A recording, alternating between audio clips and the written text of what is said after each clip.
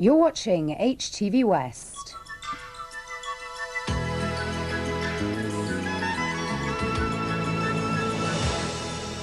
And with the time at 20 to 5, we join Fiona Armstrong for the news.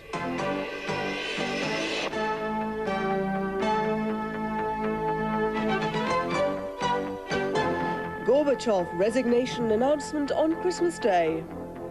Georgian rebels give their president ultimatum. Flowers for father of 6 killed in hit and run. And shops count the cost of a not-so-merry Christmas.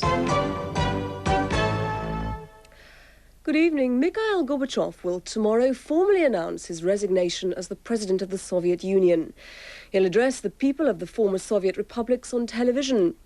He spent today saying goodbye to his staff at the Kremlin. Here, the Prime Minister, John Major, repeated his invitation to the Russian President, Boris Yeltsin, to visit Britain. News of Mikhail Gorbachev's Christmas Day resignation came as he gathered his staff in the Kremlin to say goodbye. The president, last seen in a weekend interview, will make the formal announcement on TV tomorrow evening. Members of his old legislature gathered to wind up their business. The Supreme Soviet was one of the key organs of central power in the USSR. Now it's just another impotent symbol of a bygone era.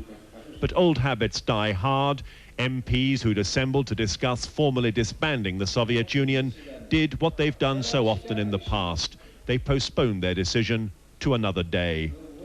There was little sympathy for Mr. Gorbachev among hard-pressed shoppers bearing the brunt of his economic failures. He wasn't any good, said this woman. I lived better under communism. Snapped another. He's ruined the country and deceived us. He should be put on trial.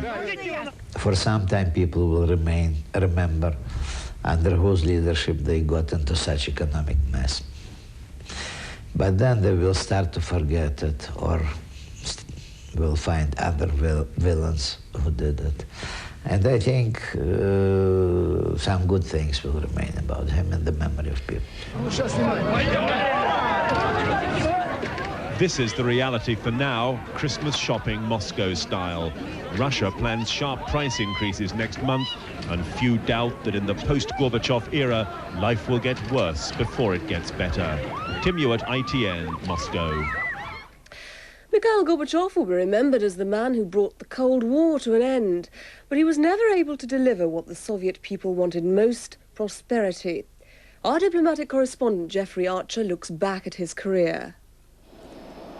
When Mikhail Gorbachev returned to Moscow 3 days after the August coup leaders had pronounced him politically dead, it was an unprecedented resurrection, but he was a much diminished force.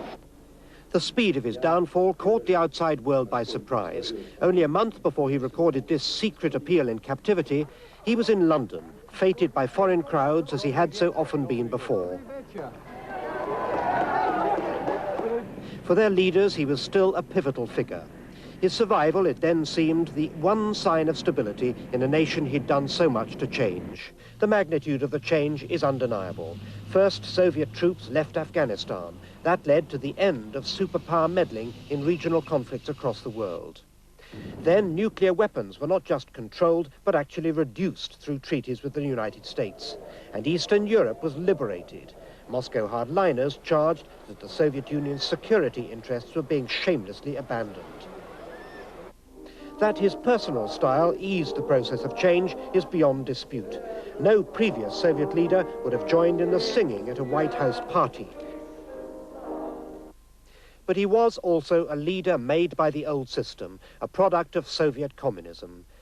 He'd been born in a Soviet Union ruled by Stalin. As a young man, he worked his way up through the party's youth wing, and he did what all ambitious men of his generation did, used the party to advance his career. His initial reluctance to condemn the Communist Party's role in the coup did him immense damage. He failed to understand that giving the people democracy meant giving them absolute power, the power to vote for independent republics, the power to reject him. He presided over the winding up of Lenin's revolution, and that has been achieved remarkably peacefully. But what's been revealed now that the communist stone has been lifted gives cause for fear as well as hope. The flowering of nationalism has led to the birth of new nation-states from the old republics, but it's also ignited old tribal conflicts. It's already led to violence in Azerbaijan, in Georgia and in Moldova. There are ethnic disputes across the old Union that could erupt without a central force to control them. The efforts to transform the command economy have been tentative at best, and no sign yet that what has been done can fill the shelves. The underlying problems of the economy, its hopelessly inefficient distribution system among them, have not been tackled. And the vast military machine created by the Soviet Empire has now lost its reason for being while retaining its destructive power. Red Army troops returning from the former vassal states of Eastern Europe find their paychecks in doubt and their leadership uncertain. The process of dismantling the nuclear arsenal has been overtaken by events, the question of who will control what's left now preying on Western minds. And the new leadership is untested. Boris Yeltsin showed courage and political intuition during the August coup, but he's yet to prove his democratic credentials and his will to introduce real reform. In the other republics, even more uncertainty. Georgia's first democratic election produced a president so dictatorial, it's led to near civil war. The last time a Russian regime collapsed, it led to a civil war, later famine, and millions died. Many of the problems that existed when the last Tsar fell have been suppressed, not solved, by 7 decades of communism. Rebels in Georgia today told the republic's president to surrender by Christmas Day, but President Gamsahurdia rejected their demands. He's holding out in the parliament building in Tbilisi. It's estimated that 80 people have died and more than 250 have been injured in the past 3 days.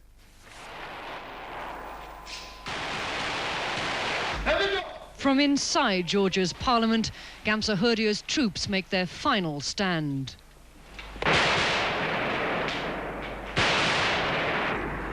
Firing over the burning rooftops at an opposition determined to overthrow the president.